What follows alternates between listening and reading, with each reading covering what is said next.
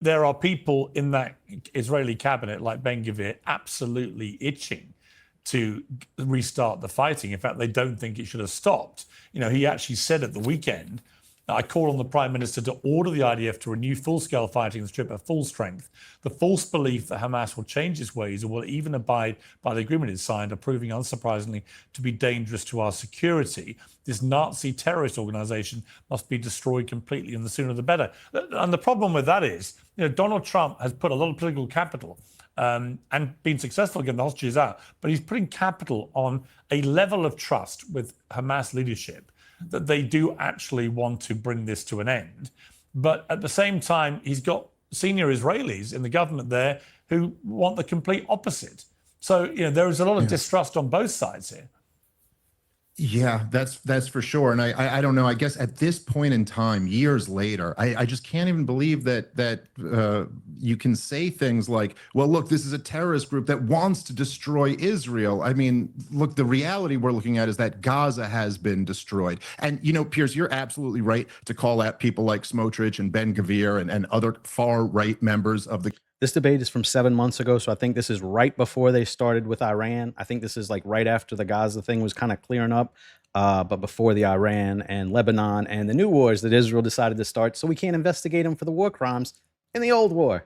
So that's where we're at in the little distraction now. The government, but look, just the Israeli government in general. Look, I thought this was like a perfect example that kind of sums up the whole conflict and what people like me and you have been talking about for quite a while, Piers. So last week, when Israel, after the ceasefire first goes into effect, when Israel accuses Hamas of slow rolling, getting back the remains of dead hostages. All the living hostages have been gotten at this point, but the remains of dead hostages, they say they're slow rolling it. So they immediately say we're going to have the aid that's coming into Gaza. Just after this latest blow up 24 hours ago, Israel announced they're going to suspend aid and distribution. I don't even know where you would store dead bodies. Like, it seems like they would stink and they would probably just bury them or burn them or something. So it's shocking. It's shocking that they are getting them back, actually. That is the way in which Israel conducts this war. Don't give me any of this BS about there just happen to be some innocent people there. You literally punish the civilian population by denying them aid for the crimes of what Hamas has done, which, by the way, have not even been demonstrated. It's just Israel says Hamas was slow rolling this, or they claim that Hamas violated the ceasefire, when there's reporting that contradicts that. But who knows? It's in the cloud of who has a history of violating ceasefires? Is it Hamas or is it them? war right now. It's hard to know for sure. But either way, the fact that you just punish the civilian population, Israel has destroyed all of Gaza. Jared Kushner, the Jewish family friend of Benjamin Netanyahu, pro-Israel, representing the most pro-Israel administration in the history of the United States of America. Even he said it looked like a nuclear bomb had gone off. People are sleeping in tents. So, Piers, me and you, we've been hearing now for 2 years that, essentially Hamas uses these people as human shields. Hamas, they're essentially fair game, and it's on Hamas if they get killed. Israel really doesn't want to, but they're human shields, nothing else we could do. But then you look up and the entire thing is destroyed, and they're denying aid as a weapon of war, a clear example of collective punishment. Now, I'm sure my opponent here would disagree with it being characterized as a genocide, but what do you call that, Piers? You've decided an entire people are just fair game because they're human shields with no onus on you to demonstrate that there were Hamas weapons in every single one of these buildings that we destroyed or anything like that. And you can also just deny aid to a people who have just been decimated for 2 years as a punishment for what their government's done. And then you still have the nerve to call them terrorists and say they want the destruction of Israel. It's just too much for any reasonable person. I mean, yeah, look, I would say that in relation to Hamas, if you're an Israeli and you remember what happened on October the 7th because you lost people who died that day or kidnapped or whatever it may be, the scale of what happened that day was on a different level to anything we've seen in a single day in the entire 75-year conflict between Israel and Palestine. And it displayed to me not just a terrorist view of indiscriminately killing anyone they could get their hands on, but a kind of nihilistic view, right? So I can understand actually why Israelis have a deep distrust of anyone related to running Hamas. I get that. Yeah, no, but I also think it's intellectually honest to say. Do you think the other side should be like really confident in negotiating with Israel? Do you think they've been really above board in how they've treated them over the past 60 years or so? Do you think they should have trust? Why is it that one side shouldn't trust them, but they should still trust the other side? Like it doesn't make any sense here. This is a little bit before Pierce's big turning where he turned against the Israeli side, I guess. The scale of Israel's response has been massively disproportionate. The two things can be equally true. I think that's right. And of course, who would think any Israeli would trust Hamas? But the other thing here, I was just reading earlier today, Haaretz had a piece about how essentially the Israeli government is very frustrated because there is no counter to Hamas that's rising, and there aren't as many protests as they think. There aren't as many rival gangs, and Hamas still has control of all this area. But Pierce, just think about what the implication of that is. How many times have me and you been told over the last 2 years, but by your guest right here in particular, that it is intolerable for Hamas to still be in power, and therefore we have to do whatever we can. And yet they've done all of this, killed tens of thousands of innocent people, destroyed the entire Gaza Strip, and Hamas is still in power. So even by their own logic, you failed on what the goal of this war was. And by the way, Pierce, as you know, I've been sitting here, I'm sorry, it's a little frustrating. I've been sitting here for 2 years telling people, you're not going to destroy Hamas this way. And every one of them said, what do you know, comedian? You're not an expert. And yet here we are at the end of the 2 years. Then all the people, I'm not the only one, we're all totally vindicated. Hamas is still, he didn't even achieve the goal. Yeah, Doron Spielman, we were told, look, they destroyed the entire city. All of Gaza is just rubble. I can show you videos of it, and still haven't accomplished what their goal was. Once the hostages are all released, this is over. That clearly, at the moment, is hanging in the balance. I think it's obvious. It wouldn't take a lot for this to flare up again. But what is indisputable, as Dave says, there's no sign that Hamas has lost all its power. They're operating with power in Gaza right now. They're still heavily armed. They have said publicly, we are not going to disarm.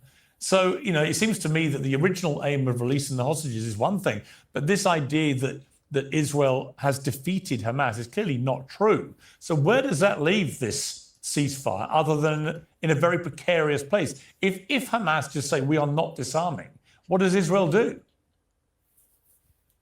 First of all, Pierce, I want to speak to some of the things that Dave just said. When it comes to the fog of war, Dave, I hear that you're saying anytime it's Hamas directly targeting Israeli soldiers, directly targeting civilians, it's the fog of war.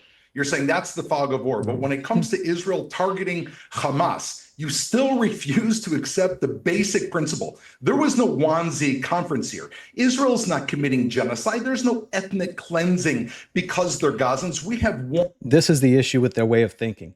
He views their side as, since they are the military, that they are the good guys. So that's just as bad as killing an innocent.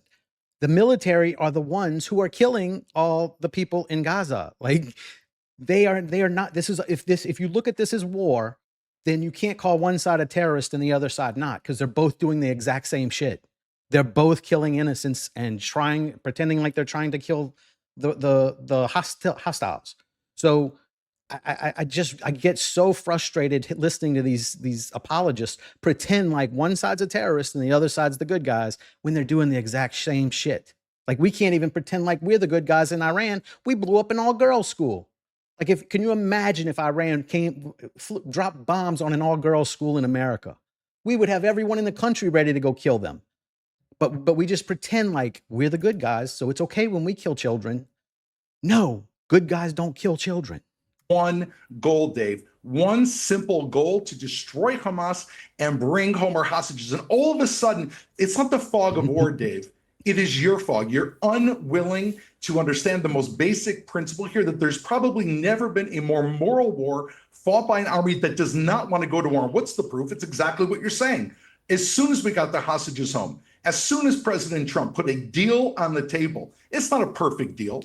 What was the very first thing we did? We withdrew exactly to the yellow border. We exactly gave time for Hamas to return the 20 living hostages and the 29 bodies. One second, Dave. One second. I let you speak. Over dead 1 second, Dave. I remains. did let you speak. Most moral army. Just give me sorry. Go ahead. One Sure. second, if you don't mind. We waited. They just killed two of our soldiers. There was no fog of war. These two boys. Can you imagine what an immoral army would do? If they're the most moral army in the world who just committed a genocide and is now ethnically cleansing the area so they can take over the land, if they're doing that, what do you think immoral wars would look like? They say these things because it's propaganda. They're trying to put that in your head. These little talking points that they repeat over and over again on every time you see one of these mouthpieces, that's the propaganda. They're not the most moral anything. We're sitting outside a tank, walking around. They were shot by an RPG and killed in cold blood. When I listen to you, it doesn't sound like we're dealing with Hamas. It sounds like we're dealing with a bunch of kindergarten children that are out to play in the playground. This is an organization who crossed the border, and you say that you condemn October 7th, but both you and Pierce, if I may say so, you constantly say you condemn October 7th, but you also condemn every moment from then that we've tried to defend ourselves to go after Hamas. No, that's not true. Hang on. Israel has committed an October 7th against the people of Gaza every day since October the 7th. That's what his dude is trying to pretend like didn't happen. They have done just as much killing as happened on October 7th every day since October 7th. Doron, you can't say that about me. I'm sorry. For many, many, many months, after this started, I repeatedly was attacked actually by pro-Palestinians because they felt that I was giving too much license for Israel to exercise its right to defend itself, which I felt was a moral duty to its people, because Hamas had said we're going to keep trying to do this. And they had an absolute right to defend themselves. Do we not That is what happens when you sit on fences. You get attacked from the people on both sides of the fence. So good for Pierce. Really, my criticism of the Israeli government and its strategy really became a lot more critical this year, at the start of this year, when I began to see that it was not achieving its goals. It wasn't getting Hamas destroyed. It wasn't actually getting the hostages released. It was leading to what I think are going to end up being categorized as war crimes, like the 3-month blockade. It was leveling Gaza to complete obliteration. And I felt this was A, completely disproportionate, but B, and probably even more significantly, it wasn't achieving the initial war goals. And coupled with that, we have people like Smotrich and Ben-Gvir openly talking about their desire for ethnic cleansing. Smotrich and Ben-Gvir, I know. Hang on. All the Israeli guests, all the Israeli guests I have. It's a red herring what all the people in the government keep telling everybody that they're doing. Just ignore that. Ignore what our politicians say and ignore what we do. Just believe what I tell you. Always say you should ignore. What the fuck? All right, let's go back. He said, I don't know. And he said the US will not set a deadline for Hamas disarmament. And he also ruled out the use of any Ben-Gvir absolutely itching to restart the fighting. In fact, they don't think it should have stopped. He actually said at the weekend, I call on the Prime Minister to order the IDF to renew full-scale fighting in the Strip at full strength. The false belief that Hamas will change its ways or will even abide by the agreement it signed are proving, unsurprisingly, to be dangerous to our security. This Nazi terrorist organization must be destroyed completely, and the sooner the better. And the problem with that is, Donald Trump has put a lot of political capital and been successful getting the hostages out, but he's putting capital on a level of trust with Hamas leadership that they do actually want to bring this to an end. But at the same time, he's got senior Israelis in the government there who want the complete opposite. So, there is a lot of distrust on both sides here. Yeah, that's for sure. And I don't know, I guess at this point in time, years later, I just can't even believe that you can say things like, well, look, this is a terrorist group that wants to destroy Israel. I mean, look, the reality we're looking at is that Gaza has been destroyed. And, Piers, you're absolutely right to call out people like Smotrich and Ben-Gvir and other far right members of the government. But look, just the Israeli government in general. Look, I thought this was like a perfect example that kind of sums up the whole conflict and what people like me and you have been talking about for quite a while, Piers. So last week, when Israel, after the ceasefire first goes into effect, when Israel accuses Hamas of slow rolling, getting back the remains of dead hostages. All the living hostages have been gotten at this point, but the remains of dead hostages, they say they're slow rolling it. So they immediately say we're going to have the aid that's coming into Gaza. Just after this latest blow up 24 hours ago, Israel announced they're going to suspend aid and distribution. That is the way in which Israel conducts this war. Don't give me any of this BS about there just happen to be some innocent people there. You literally punish the civilian population by denying them aid for the crimes of what Hamas has done, which, by the way, have not even been demonstrated. It's just Israel says Hamas was slow rolling this, or they claim that Hamas violated the ceasefire when there's reporting that contradicts that, but who knows? It's in the cloud of war right now. It's hard to know for sure. But either way, the fact that you just punish the civilian population, Israel has destroyed all of Gaza. Jared Kushner, the Jewish family friend of Benjamin Netanyahu, pro-Israel, representing the most pro-Israel administration in the history of the United States of America. Even he said it looked like a nuclear bomb had gone off. People are sleeping in tents. So, Piers, me and you, we've been hearing now for 2 years that, essentially Hamas uses these people as human shields. Hamas, they're essentially fair game, and it's on Hamas if they get killed. Israel really doesn't want to, but they're human shields, nothing else we could do. But then you look up and the entire thing is destroyed, and they're denying aid as a weapon of war, a clear example of collective punishment. Now, I'm sure my opponent here would disagree with it being characterized as a genocide, but what do you call that, Piers? You've decided an entire people are just fair game because they're human shields with no onus on you to demonstrate that there were Hamas weapons in every single one of these buildings that we destroyed or anything like that. And you can also just deny aid to a people who have just been decimated for 2 years as a punishment for what their government's done. And then you still have the nerve to call them terrorists and say they want the destruction of Israel. It's just too much for any reasonable person. So he's coming under a lot of pressure, clearly, to potentially commit American forces to engage, it seems from this post, with Israel to finish the job with Hamas. I mean, that would be, to me, a massive and potentially extremely problematic escalation if that was to happen. Uncensored is proudly sponsored by Cozy Earth, which, like IERS, up to 4 where their presidents kind of go all in on some type of a peace deal, not a peace deal in this case, but a ceasefire. Obviously, this is it's very important to Donald Trump's political legacy and political capital that this works. And what ends up happening is once there's signs that it's not working, it's much easier to publicly blame the Palestinians than it is to publicly blame the Israelis. There's just much less of a political price tag. Gaza does not have a lobby and a bunch of billionaires and a bunch of influence in our country, and Israel does. And I'm sorry, but anyone can go listen to for themselves to the 60 Minutes interview with Jared Kushner and with Witkoff. Again, these are two representatives of the most pro-Israel government in the history of the United States of America.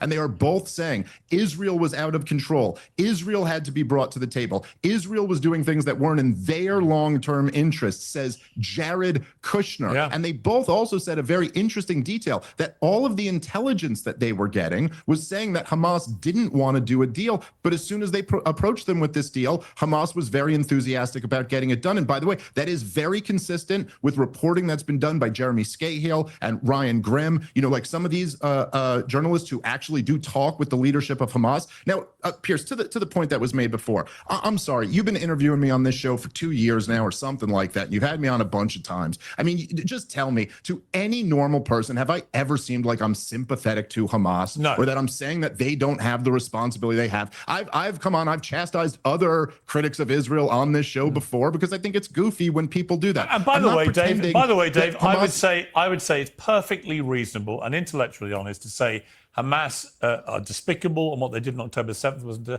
horrendous terror attack, which obviously demanded a response, but that also Israel's response became increasingly disproportionate. I don't think these two things are incompatible. Of course they're not. And of course, also, it's worth looking at the fact, was Hamas ready to do this deal earlier and Israel was actually the impediment to it? Look, I'm not making excuses for Hamas. I'm not pretending they're children. I'm not denying them agency. In fact, as I've been saying for years, one of the things that I'm most furious about at Netanyahu for was his strategy of propping up Hamas for years, specifically with the goal of thwarting a Palestinian state. And so, to sit here and then turn around and talk about how evil Hamas is and use them as the justification for why you are somehow allowed to just destroy a captive people that don't have a military of their own to defend themselves. It's just, look, I'll just say this. There was one poll recently that had, they said right before October 7th, in America, do you sympathize with Israel or Palestine, was plus 48 for Israel. And then the latest poll, it was +1 for the Palestinians. You would be hard pressed Negative 20 something now. to find a 50-point collapse in any issue. Like, just imagine, Pierce, if we woke up tomorrow and 90% of America was pro-life. We'd be like, what happened here? I mean, and the reason why this shift is happening is very simply because what Israel's doing to the Palestinians is so indefensible. The relationship between Israel and the United States of America is too bizarre, and it does not make sense in America's interest. And number three, this type of propaganda just doesn't work on people. You can't sit here and say you're the most moral army in the world as a response to my point that you just denied food to an entire civilian population because you claim Hamas is slow rolling dead remains. I'm not saying dead remains don't matter, but we're talking about real, alive babies, children, women who just went through this nightmare for 2 years, and you are denying denying the civilian population aid over a Hamas, something that maybe Hamas did, and you think you're the most moral army in the world? On this, Doron, let me ask you a question first. Doron, you can respond. Doron, you can respond, but let me just say something. Doron, I would say this. What was noticeable in the Jared Kushner interview you're talking about? That wasn't me saying that. That was one of the producers saying that, because this is straight from Piers Morgan Uncensored. So you just heard a producer call him a clown for calling it anti-Semitic to fucking criticize Israel yet again. You think you should have a government that can't be criticized, or you just have this little buzzword you can call everybody and everybody gets scared? Fuck you. With Witkoff as well.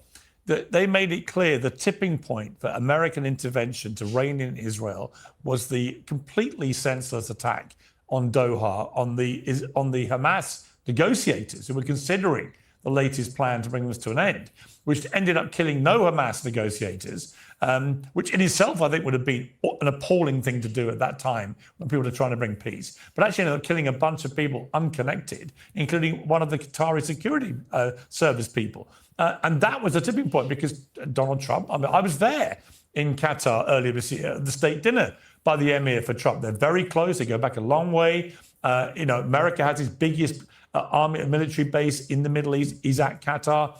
And to just go and brazenly attack Doha in the way that it did, I thought was an absolutely crazy thing for Israel to do. It showed that they were acting with complete impunity, didn't care about their number one ally, America, and the damage this might cause to the relationship with one of its biggest allies in the Middle East. And at that point, Trump went, enough. We're not doing it. I mean, do you accept that that was a catastrophically stupid thing to do by Israel? First of all, I want to address what Dave said about the poor Palestinians, and they'll be the scapegoat because they don't have a lobby. And Jews have a lobby in the United States. Yes, Jews have a lobby in the United States. I have news for you. The Hamas regime and the Palestinians have a lobby. Do you know what it's called, Dave? It's called Qatar. Qatar, which has infected every single university in the United States, just signed a $1.2 trillion. As if AIPAC isn't a bigger issue. There's a website where you can track whoever takes donations from AIPAC because it's become such a catastrophe. Our entire Congress is bought, and this guy's pretending like Qatar has too much influence. This is the level of brainwashing they're trying to do here. Deal, which is a country that is funding more terror on behalf of Iran than any other thing. Who's their other patron? Iran. Why do you think Hamas came to the table? Well, let's think about what happened over the past year. Iran, their major patron, was brought to its knees by who? by Israel. The U.S. flew in and put the Were cherry they? on the very top of the sundae. We fought Iran for 11.5 days and completely eliminated the mask of Iran. Hezbollah, their other northern enemy, completely annihilated. I think they probably, if we don't move forward, we'll be able to resuscitate, but they're out of the picture. Syria no longer exists, and Hamas has been eliminated. 3 levels of their leadership has been eliminated. 3 more months of fighting would take them out of the picture. The very thing that you're saying, they're So his argument is that they're really good warlords and they can bully everybody because they have American bombs that we get for free. Yay, you can win whenever we cheat for you. Congratulations. You're like a child with the bowling things in the lane so they can't get gutter balls. their very support network is gone. And if you ask me, Pierce, the strike on Qatar, I'm not a member of the government, I'm not a member of the security cabinet. I think it's not a coincidence that within 3 weeks of Israel striking Qatar, there's a peace deal that's bringing 20 hostages home. Now, you might think that the U.S. had no idea. I think that's I bet the Germans could have taken over Poland and made them sign some kind of treaty too. And that would make it a success and all good then, right? You think the U.S. had no idea? I think that is the U.S. had completely no idea. Sorry, Here's Doron. Pure that- lies. Doron, Benjamin I've got to be Netanyahu had honest. to I think that is apologize I think for that's it. a That is ridiculous nonsense. I think that's a ridiculous thing to say. Why shouldn't we apologize for striking This is a why you're terror losing. regime Plus- that is? plus Wait, I'm going to 48 understand something. Pierce, Pierce, you plus said you were 48 at to the negative state 1. dinner. This is exactly this why. is a regime. This is exactly why. I'm sorry, Two. Dave. This is a regime that houses the heads of Hamas. This is a regime that is intimately connected, Dave, to 9/11. Yes. Do you think that's a conspiracy theory? Do you think they were Oh, no, connected no, to no. 9/11? Do you think I wish they would talk about the conspiracy theories that talk about other people being responsible for 9/11. Oh, I got some videos I could show on that. Is it a conspiracy? Is it a conspiracy theory that Benjamin Netanyahu sent the head of Mossad there to quote beg them to keep the funds going into Hamas? Is that a Yes, no, conspiracy it theory? is true. It's absolutely true. Okay, And guess okay what? then. Guess Okay. what? Guess Point- what, Dave? point I match, think it was Pierce. a horror. What are we Exactly. doing I here? agree with your point. Dave, I agree with your point. The fact that we allowed Qatar to fund Hamas all these years under whose pressure? U.S. pressure, Israel not wanting to get the job done was a catastrophe and led to October 7th.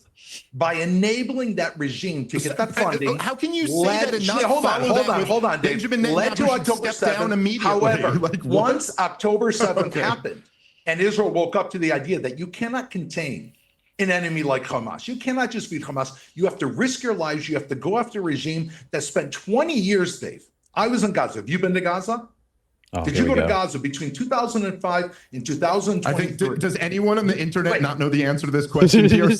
So you have not been to Gaza. So guess what, Dave? If you would have gone to Gaza like I did, and like many other reporters that you saw it on the news, it took 18 years for them to build 500 miles of terror tunnels under buildings and under homes, which I've been in, which I have seen it with my own eyes. And guess what? We didn't want to go in. Do you know why? Because we knew once we went in, Pierce Morgan, Dave Smith, Doron Spielman would be debating about genocide, which never happened because Hamas put their people there. You are literally Yeah, and scripting, Dave. so you're admitting- just exactly think what about how much- Hamas planned. it's- We didn't want to do it. Yeah, Hamas right. to I actually build think, and metastasize I actually think when all this is over, and hopefully we're at the beginning of the end, when it is all over, and we look back on how the Mossad, in particular, the world's supposedly most brilliant intelligence agency, did not know Who gets everything wrong always when it matters. that 500 miles of tunnels were being built by Hamas, or question why that might be, and had no apparent knowledge of any attack of the scale that happened on October the 7th, and no one can explain why it took so long on that day for Israel to properly defend itself. All of these things seem pretty inexplicable for I agree with you. the most superior armed force in the Middle No East. question. But And now that we've recovered, supposedly the most that sophisticated. was October 7th, which you condemned. My point is, there's a lot of accountability to come to answer some of these questions. No question. But you And know there's what, no Pierce? doubt. There's no Now doubt. By that the we way, wake you up from an attack- talk about. Hang on. You talk about Qatar, but let's talk about also. I'm going to leave it with this because we have to move on. But if you look at what Netanyahu did in helping funnel billions of dollars to Hamas through Qatar, then he was trying to do divide and rule with the Palestinian Authority. It suited Benjamin Netanyahu to have the Palestinians split between these two groups. He actively encouraged it. But unfortunately, he created a monster that he didn't realize, or maybe he did, we don't know. He didn't realize the scale of the monster he created, or that it would come and do what it did on October the 7th. And there will be serious questions for Netanyahu when this is over, which may explain Unless he starts another war so we can't investigate. What happened? why he has perpetuated this war as long as he has, because he's also facing a criminal court case over I corruption. disagree, So there Piers. are. And I'd like to I respond to don't this. think to agree.